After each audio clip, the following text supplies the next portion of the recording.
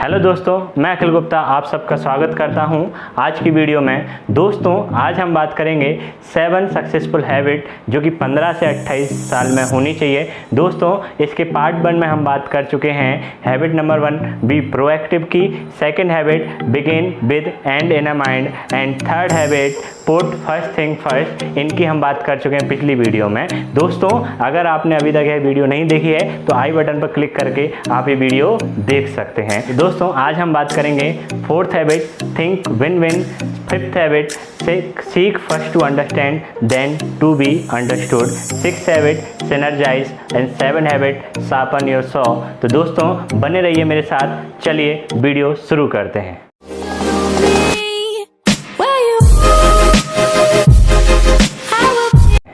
दोस्तों, 4th habit है think win win.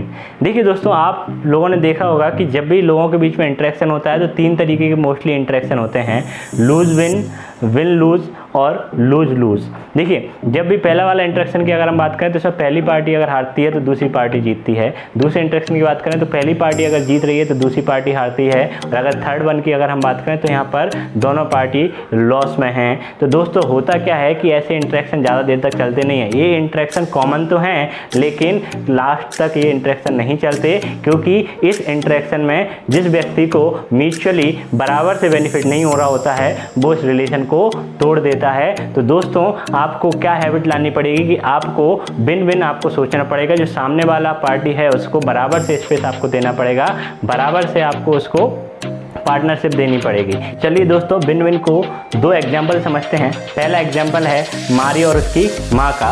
मारी एक रात गेम देखने जाना चाहती थी अपने दोस्तों के साथ में, और उसी रात उसकी माँ ग्रोसरी शॉपिंग करना जाना चाहती थी, जो कि एक बहुत ज़रूरी था। मारी चाहती थी कि वो कार ले जाए और उसकी माँ भी, लेकिन उसकी माँ ने मारी से बोला कि तुम अपने दोस्तों को बुला लो, वो तुम्हें पिकअप करके ले जाएंगे। लेकिन मारी ऐसा नहीं करना चाहती थी, क्योंकि उसके पहले भी दोस्त उसको पिकअप करके ले गए थे। पूरे इंटरेक्शन के दौरान यहाँ पर मारी जीती और मारी उस रात कार ले गई।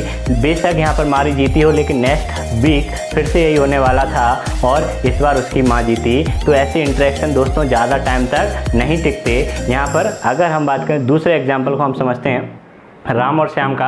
राम और श्याम क्लासमेट थे हाई स्कूल में और दोनों बास्केटबॉल प्लेयर थे। राम थोड़ा सा अच्छा खेलता था और राम की पॉपुलैरिटी ज़्यादा थी। ये देखकर श्याम को बड़ी जेलसी होती थी और श्याम ने सोचा कि अब जब भी मेरे पास बॉल आएगी, बास्केट आएगी, मैं उसको पास नहीं करूंगा।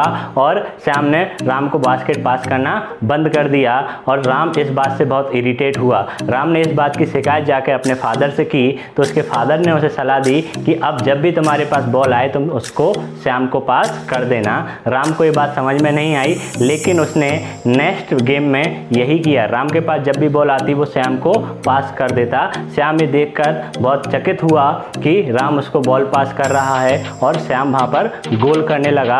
ऐसा करते करते श्याम के पास अब जब भी बॉल आती तो वो भी राम को पास करने लगा। दोनों के बीच में दोस्ती हो गई और दोनों ने अपनी टीम के लिए बहुत सारे मेडल जीते। तो दोस्तों, देखा आपने कि जहाँ पर विन विन वाली सिचुएशन थी वहाँ पर स्टोरी ज़्यादा देर तक चली, वहाँ पर सक्सेस रेट ज़्यादा था। इसलिए आपको हमेशा विन विन सिचुएशन आपको रखनी है। दोस्तों, 5th हैबिट है आपकी seek first to understand then to be understood.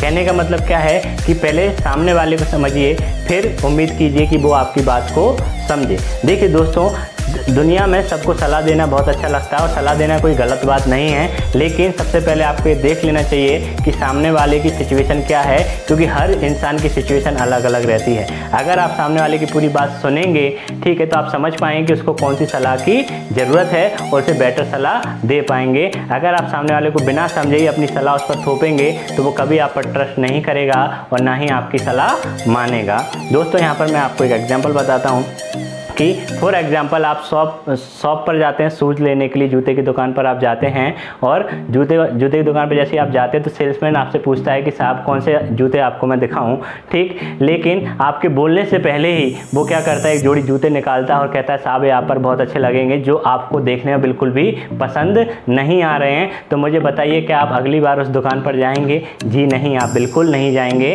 तो इसलिए इसी तरीके से आप जिस भी इंसान को एडवाइस देना चाहते हैं, जिस भी इंसान को सलाह सलाह देना चाहते हैं, सबसे पहले समझिए कि उसकी सिचुएशन क्या है और उस सिचुएशन के हिसाब से उसके लिए कौन सी सलाह बेटर रहेगी। तो इस हैबिट को ज़रूर अपनाएं कि सबसे पहले दूसरे को, सामने वाले को समझें और फिर उसे समझाने की कोशिश करें। दोस्तों 6 हैबिट है सिनर्जाइज। दोस्तों आपने सुना होगा एक से भले दो, क्योंकि दोस्तों जब भी हम साथ में काम करते, एक टीम में काम करते, तो वहाँ पे हमारे रिजल्ट हमें बहुत अच्छे मिलने के चांसेस होते हैं। सिनर्जी का मतलब होता है कि आपको ऐसे व्यक्तियों के साथ काम करना, ऐसे लोगों के साथ काम करना जो कि यूनिक टैलेंट रखते हों, और जब आप उनके साथ मिलके काम करते हैं तो वहाँ पर आपका रिजल्ट आपको 100% बेटर मिलता है। जैसे कि हम बात करें तो नेचर में भी आपका सिनर्जी रहती है।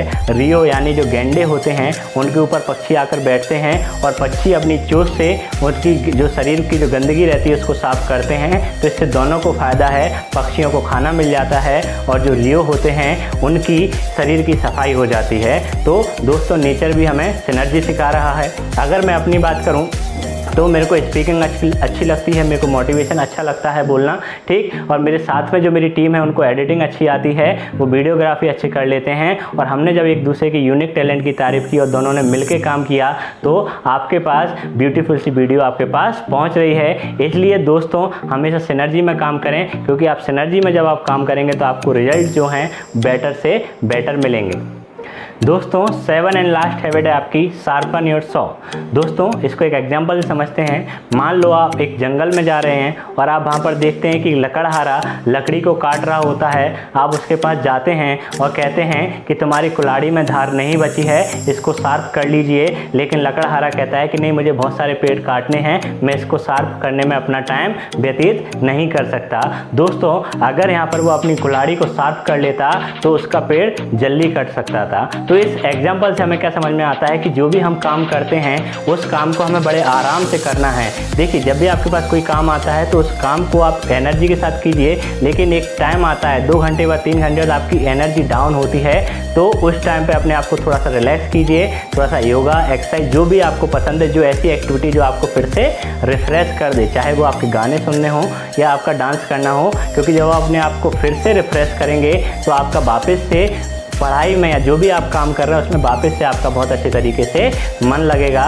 तो दोस्तों आपको करना क्या है, किसी भी काम को करते समय आराम से करना है। जब तक आपका मन लग रहा है या जो भी काम आप कर रहे हैं अपनी फुल एनर्जी के साथ कर रहे हैं उसको करिए। लेकिन जैसे ही आपकी एनर्जी डाउन होती है थोड़ा सा आराम कीजिए, अपने आप को रिफ्रेश कीजिए और फिर से पूरी एनर्जी के साथ उस काम में जुट जाइए। तो दोस्तों ये थी हमारी पूरी 7 हैबिट। तो आप इन 7 हैबिट को अपनाइए और कमेंट में ज़रूर बताइए कि आपको इनमें से कौन सी हैबिट बहुत अच्छी लगी और इनसे आपको क्या क्या फ़ायदे हुए। दोस्तों वीडियो में लास्ट तक बने रहने के लिए आपका बहुत बहुत धन्यवाद। वीडियो को लाइक ज़रूर कीजिए और चैनल को सब्सक्राइब कीजिए। और हाँ, वीडियो पसंद आई हो तो इसे अपने दोस्तों के साथ ज़रूर शेयर कीजिए, जिससे कि उनमें भी हैबिट आए और वो भी एक दिन आपकी तरह सक्सेसफुल बन सकें। Thank you.